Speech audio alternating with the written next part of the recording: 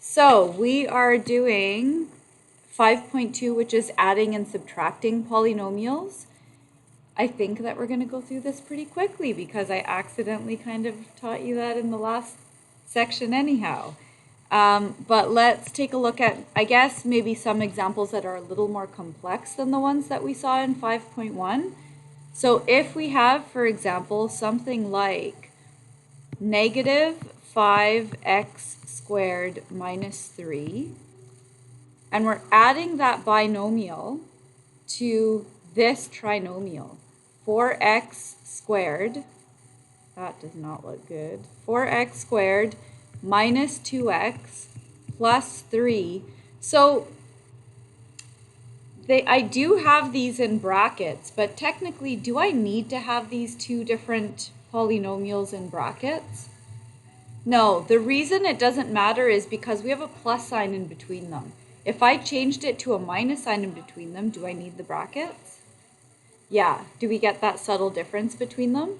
Okay, so in this case, if we really wanted to, we do have a binomial that we are adding to a trinomial, but if we just wiped out the brackets, it would still be fine. In fact, maybe let's do that. Let's just get rid of the brackets and say that we're looking at the big picture of all of these things.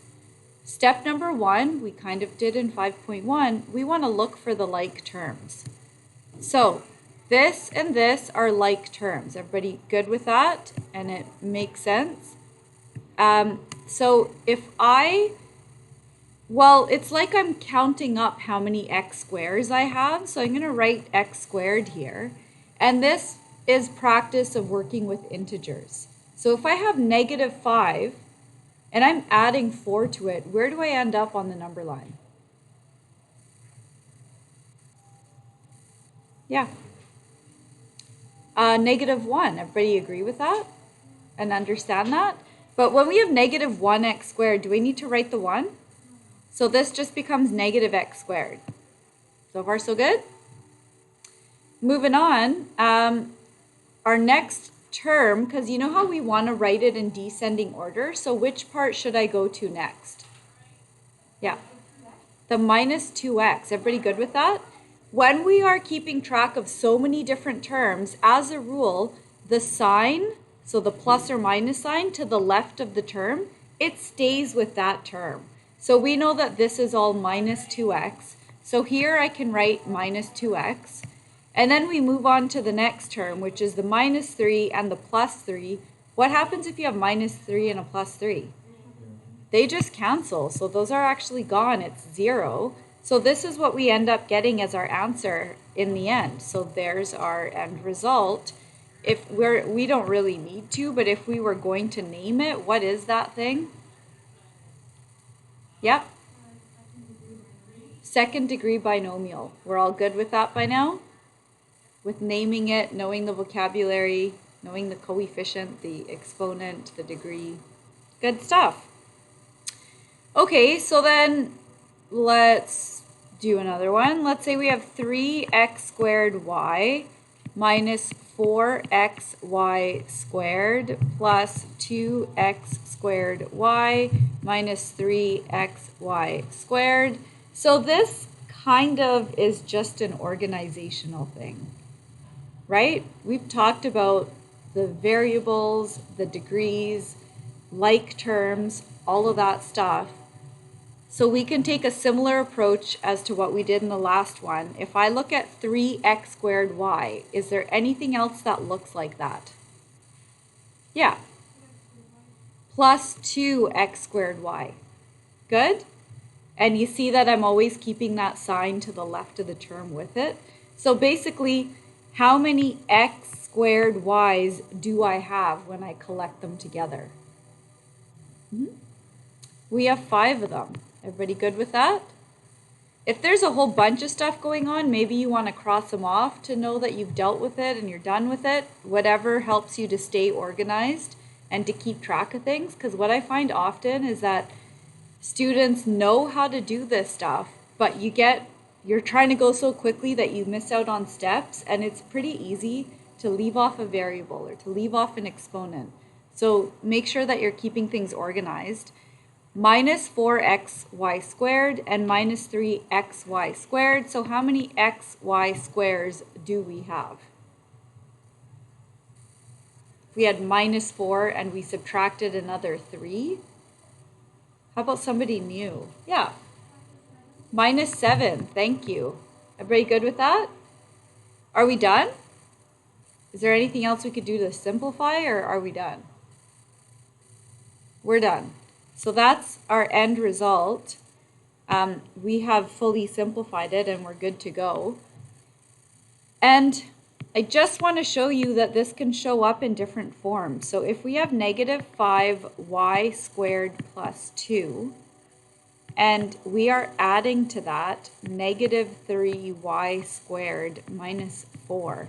So the question's given to you in a slightly different format. We have it written vertically instead of horizontally with all of our terms. It's still the same thing. And actually, if you prefer this, you could take the horizontal ones and rewrite them this way. Totally your choice. But we're still going through the same type of process. In fact, I feel like maybe this one's easier for you because they're even lined up for you, the like terms. But how many y squares do we have as a result of this? Yeah.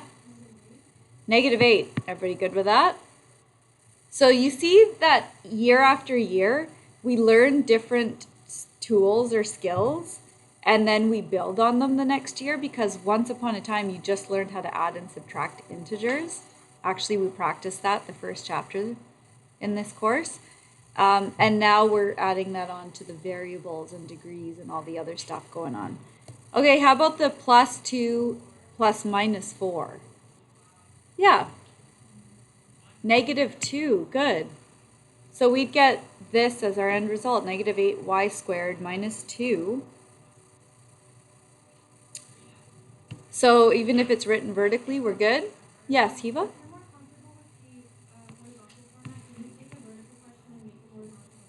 Yes, for sure. It's totally your choice. Yeah, so stick with whatever makes sense to you.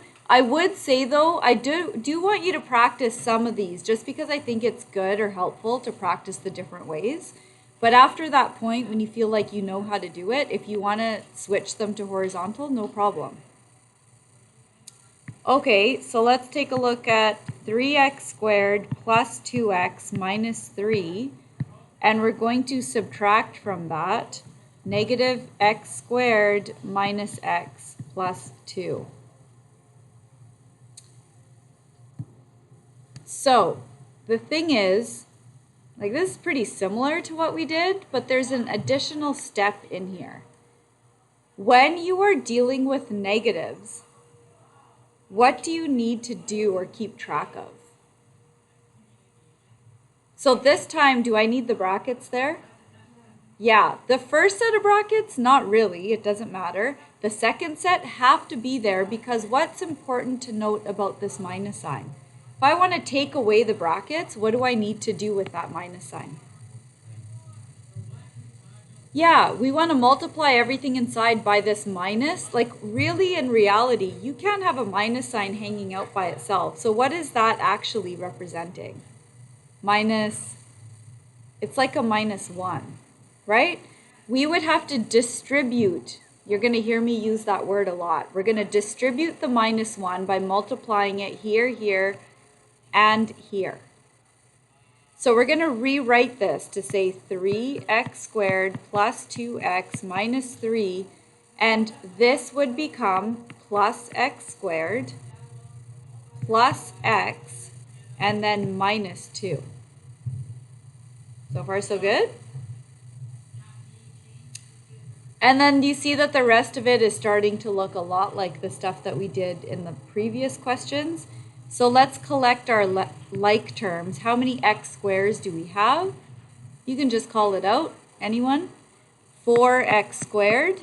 Okay, so that gets rid of these. And then when we move on to 2x plus x, how many x's do we have? We have 3 x's. We want to get rid of those. Notice that I'm going in descending order. So I did the x squares first, then I did the x's, and then we have minus 3 and minus 2, which is how many? minus 5. So after all that work, this is what we end up getting. And let's just name it. What is that?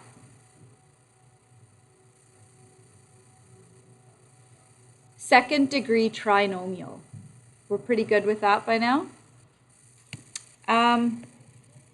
Wow, I think that's all, folks. 1 to 2 and 4 to 7. Let me clarify this. 4 to 7, and for all of these, you're doing the odd letters, but you decide. If you are struggling to understand this stuff, only do that stuff.